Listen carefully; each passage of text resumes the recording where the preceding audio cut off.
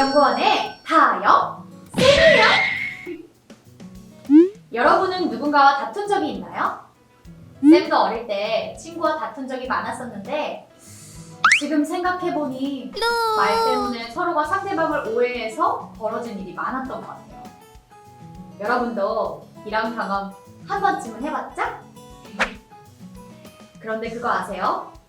이런 일은 어른들에게도 자주 있어요. 도대체 왜 이런 일이 생기는 걸까요? 그럼 지금부터 함께 알아봐요. Let's start!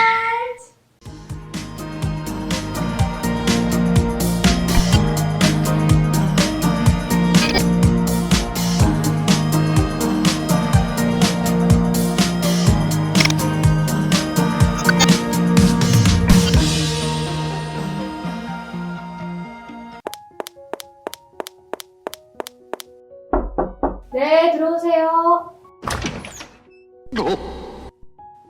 누구? 의사 가운을 입은 걸 보니 의사 같은데 누구시죠? 처음 뵙겠습니다.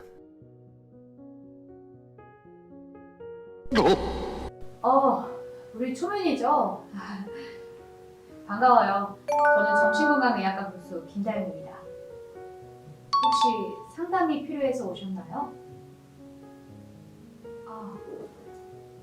마침 진료 시간까지 시간이 좀 있네요. 자, 이쪽에 앉으세요.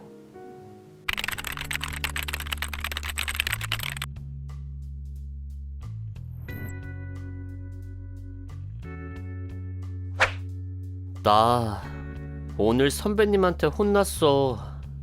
에휴, 나보고 눈치 좀 그만 보래. 진짜? 이런 거지 같은 씨.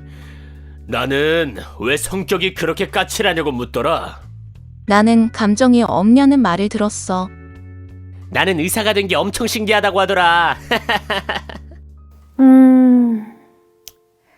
얘기를 좀 더 들어봐야겠지만 제가 볼 땐 친구들에게는 상황에 대한 대처 방식, 즉 의사소통 능력이 조금 부족한 것 같네요. 혹시 괜찮다면 어제 친구들과 했던 말을 좀 더 자세히 들려줄 수 있을까요? 그 대화에서 친구들이 했던 말을 들어본다면 내가 더 많은 도움을 줄 수 있을 것 같아요.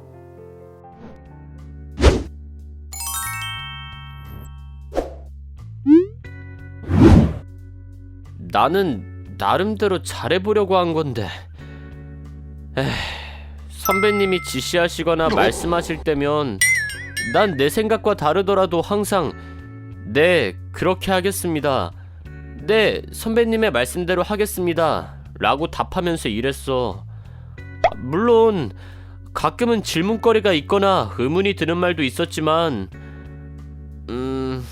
일단은 나보다 윗사람이고 경험도 많으니 무조건 그 말대로 하는 게 맞는다고 생각했어. 그래서 여태껏 그렇게 일도 했는데 참나 오늘 선배님이 눈치 좀 그만 보라고 하는 거야. 그게 눈치 본 거야? 어? 아니 내가 눈치를 봤다고 쳐. 내가 눈치 보는 게 나쁜 거야? 난 지금까지 나름 사회생활을 잘하고 있다고 생각했는데 오늘 일로 뭐가 뭔지 잘 모르겠어. 친구의 말을 듣고 어떤 생각을 했어요? 맞아요. 선배라고 해서 무조건 따라야 하는 건 아니죠. 특히 이눈치라는 친구는 한 명의 의사로서 어떻게 진찰하고 치료할지 정해야 할 의무가 있는 사람이기도 하고요. 그럼 자신을 위해서라도 선배가 왜 그렇게 생각했는지, 자신과는 어떤 부분을 달리 생각하는지 알아야겠죠? 좋아요. 그럼 다른 친구의 이야기도 들어볼까요?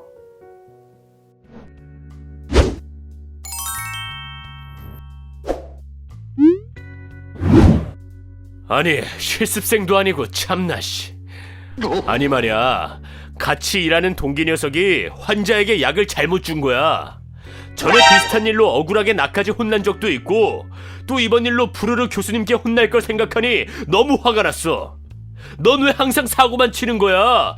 교수님께 가서 다 네가 잘못했다고 해! 라고 소리쳤더니 그 동기가 알겠다고 그렇게 하겠다고 자리를 떴어. 난 그게 당연하다고 생각했는데 옆에 있던 간호사가 왜 그렇게 성격이 까칠하세요? 라고 말하곤 가버리는 거야. 본인이 잘못했으니 본인이 책임지는 게 당연한 거 아니야?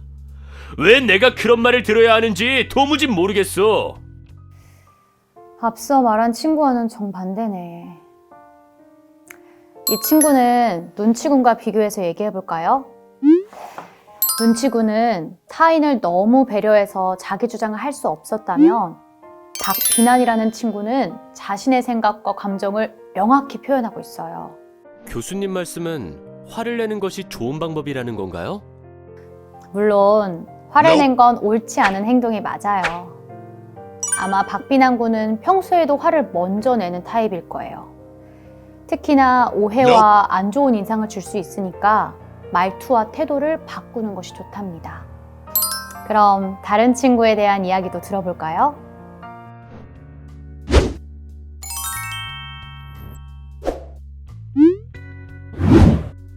오늘 교통사고 환자가 응급실로 실려왔어.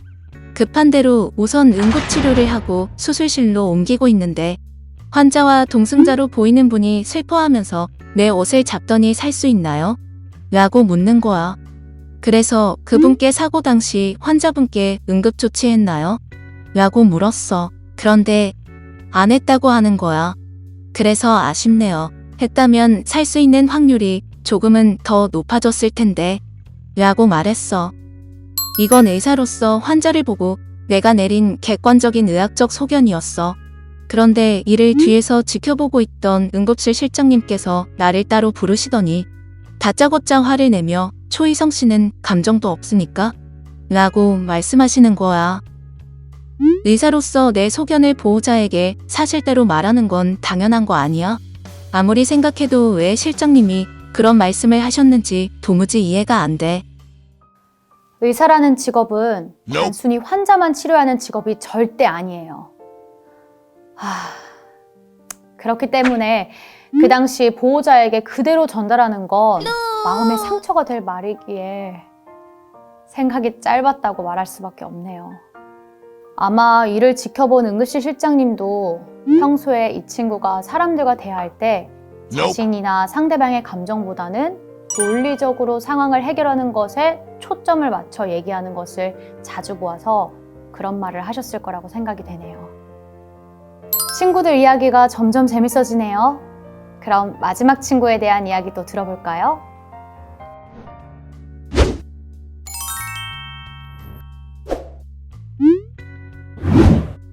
얘들아, 내 이야기 좀 들어봐. 산부인과에는 어린아이들도 종종 와. 맞지? 그 작은 소나며 아장아장 걷는 모습이 얼마나 예쁜지 몰라. 아, 내일은 또 어떤 귀여운 아기가 오려나. 아, 이 이야기가 아니었지? 맞아. 오늘은 유독 날 잘 따르는 꼬마 손님이 왔지 뭐야. 아, 이럴 때 보면 난 산부인과가 아니라 소아과에 갔어야 했어. 너희들도 그렇게 생각하지? 그렇지. 맞아. 암튼 말이야. 그래서 진료하는 것도 있고 아이랑 의사놀이를 하다 간호쌤께 혼나버렸달까. 그래도 내가 명색이 의사인데 너무한 거 아니야? 라고 생각했지만 괜찮아. 난 쿨하니까. 어쨌든 그 산모는 잘 진료했고 같이 온 아이도 좋아하면서 갔어. 그런데 글쎄 아까 그 간호쌤이 선생님은 의사가 되신 게 신기하네요 하더라. 어때? 대박이지? 내용 파악하는 것도 힘들었을 텐데 그날의 대화를 잘 기억하고 있네요. 이 친구의 말을 들었을 땐 어땠어요? 대화 주제가 자주 바뀌니 무슨 말을 하고 싶은지 잘 몰랐을 뿐만 아니라 지금 본인의 행동이 심각하다고 생각조차 안 하고 있죠. 솔직히 말해 이 친구의 의사소통 능력은 다른 친구들에 비해서 가장 안 좋아요. 이대로 두면 사회생활뿐 아니라 대인관계를 망치는 원인이 될 수 있으니 빠른 시일 내에 의사소통 방법을 고쳐야 해요. 친구들에 대한 이야기를 하기 전에 질문을 하나 할게요. 사람이 어떤 이유로 싸우거나 갈등이 생긴다고 생각해요? 그래, 맞아요. 같은 말이라도 어투, 억양, 단어 선택, 소리 크기 등에 따라서 의미가 달라질 수 있어요. 거기에 올바른 의사소통을 위해서는 3가지를 생각해야 합니다. 어렵지 않아요. 그저 상대와 대화할 때 자신, 타인, 상황을 고려하는 거죠. 어때요? 생각보다 쉽죠? 느낌은 오는데 이를 친구들한테 어떻게 설명해야 할지 잘 모르겠다는 얼굴이네요. 너무 걱정하지 마요. 지금부터 내가 해줄 조언을 듣고 잘 전달해 주기만 하면 되니까요.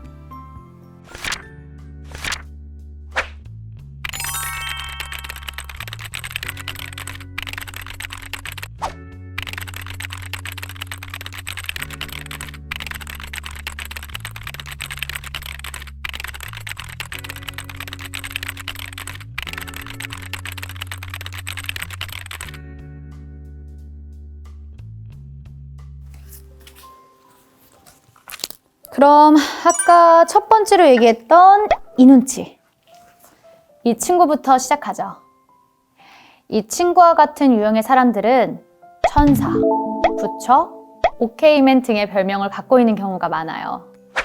그도 그럴 것이 이 친구와 같은 회유형의 사람들은 어떠한 일이 있을 때 남 탓을 하기보다는 자신을 탓하곤 해요. 심지어 그것이 자신과 상관이 없는 일이라도 말이죠.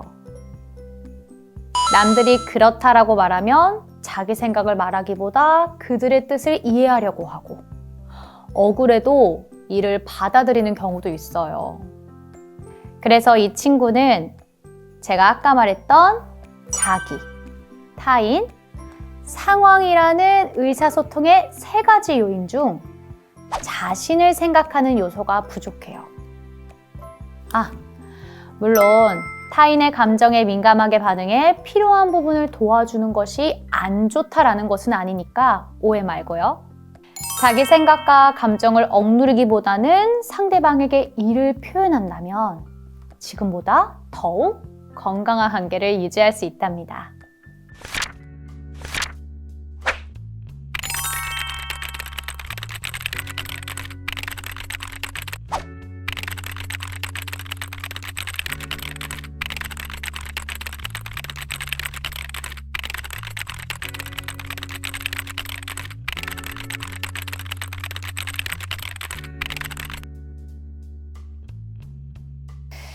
다음은 그래, 비난이. 혹시 그동안 이 친구와 많이 싸우진 않았어요? 이 친구와 같은 사람들은 좋은 말을 해도 좋게 들리지 않을 때가 많아요. 그게 다 자신의 명령적인 말투와 행동 때문인데 말이죠. 이 친구와 같은 사람을 비난형이라고 해요. 이들은 자기 중심적으로 생각하는 경향이 강한 탓에 어떤 일이 있으면 일단 남 탓부터 해요.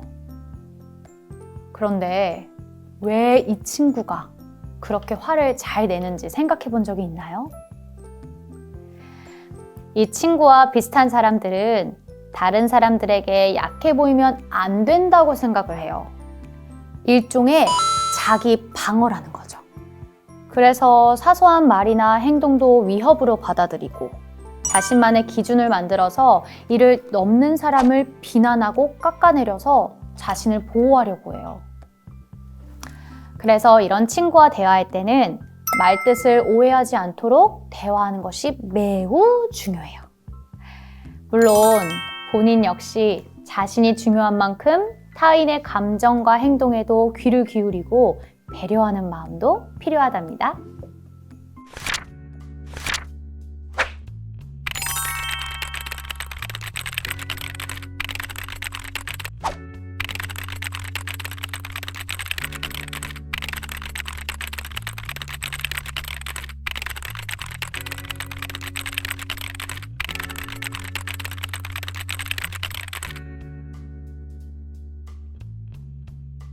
그럼 이번에는 이성애에 대해서 얘기해 볼까요? 아마 이 친구의 별명은 안드로이드나 차도녀일 것 같은데 맞나요? 이 친구와 같은 초이 성향의 친구들은 어떠한 상황에서도 감정에 따라서 행동하기보다는 상황을 객관적으로 파악해서 가장 효율적이고 합리적인 방법을 찾고자 해요. 그렇기 때문에 냉정하다, 기계 같다라는 말을 많이 듣지만 기본적으로 이러한 친구들은 자신과 타인을 과소평가하고 상황만을 중요하게 생각해요. 그래요. 3가지 요인 중에서 상황만 중요시한답니다. 그렇기 때문에 자신의 말에 근거가 될 자료를 찾다 보니 전문 용어를 접하게 되며 자연스럽게 대화에서도 어려운 말이나 단어를 많이 섞어 말하곤 해요. 그래서 이런 친구는 일할 때는 완벽할 수는 있으나 사람과의 관계는 다소 서툰 면이 있죠. 그러니 대화를 할 땐 논리적으로 말하기 전에 이를 듣게 될 상대의 감정을 생각하며 대화한다면 더욱 좋은 대인관계를 얻을 수 있답니다.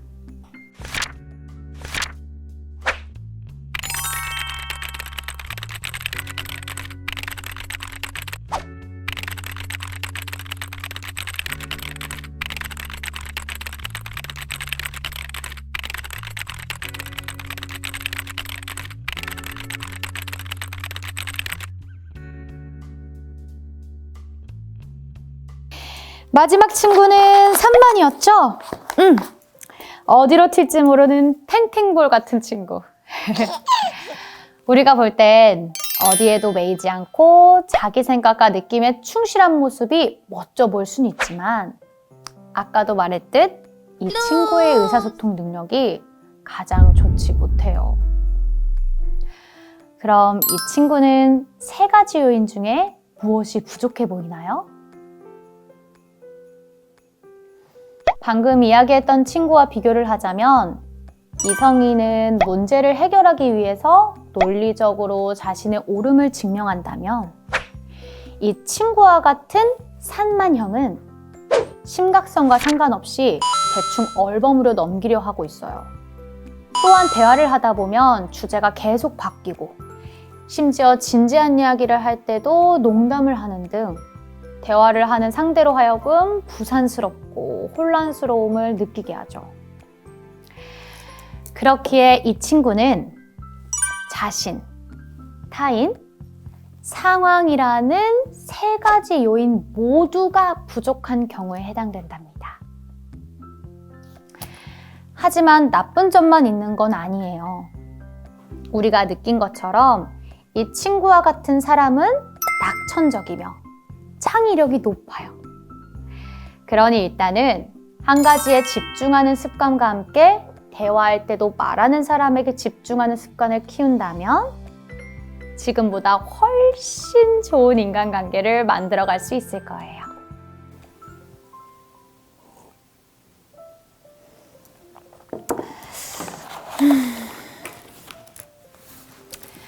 어때요? 친구들에게 전달할 말은 잘 정리가 되었나요? 만약 전달할 말을 듣고 친구들이 바뀐다면 아마 그 모습은 일치형과 가까운 모습일 거예요. 일치형이요? 네. 일치형은 말과 행동이 일치하며 대화하는 사람으로 하여금 상대가 내 말을 잘 들어주고 있다는 느낌을 받게 해요. 또한 이런 사람은 설령 상대가 공격적으로 말해도 유연하게 대처할 수 있는 높은 자존감과 개방성을 갖고 있다는 특징을 갖고 있답니다. 그럼 자신의 의사소통 능력은 어떠하다고 생각해요? 또 일치형의 의사소통 능력을 갖기 위해 어떤 노력이 필요한지 생각해 본 적이 있나요? 내가 아꼈던 제자는 회의형에 배려하는 모습을 본받아 도움이 필요한 사람에게 먼저 다가가 도와주는 사람이 되겠다고 했어요. 또 다른 제자는 부끄럽고 쑥스럽지만 비난형과 같이 자신의 성격이 다른 사람에게 명확히 전달되도록 노력하겠다고 했어요. 최근 제자로 들어온 녀석은 일을 하는 데 있어서 초이 성형처럼 감정에 휘둘리지 않도록 상황을 객관적으로 통찰하는 버릇을 기르겠다지 뭔가요? 시간이 벌써 이렇게 됐네. 너무 걱정하지 마요. 당신이라면 내 말을 친구들에게 잘 전달할 수 있을 테니까요. 하이 여러분! 교수님과 함께한 수업은 어땠어요? 재밌었나요?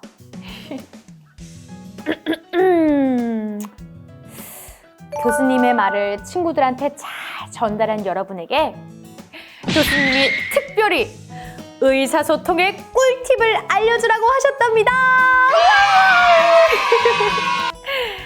궁금한가요? 궁금해요? 그럼 다른 사람한테는 비밀. 알죠? 사실 의사소통에는 언어보다 더 중요한 게 있거든요. 비, 언, 어. 비언어. 혹시 들어봤나요? Nope. 이건 뭘까요? 맞아요. 행동, 제스처. 우리가 말이 통하지 않는 외국인과도 행동, 제스처로 의미를 주고받을 수 있죠? 이렇듯 평상시 다른 사람과 대화할 때 제스처를 적절히 섞는다면 더 정확한 의사소통이 가능하다는 사실 잊지 마세요. 그럼 이상으로 슬기로운 의사소통 유형에 대한 수업을 마치겠습니다. 다음 시간에 또 만나요. 안녕!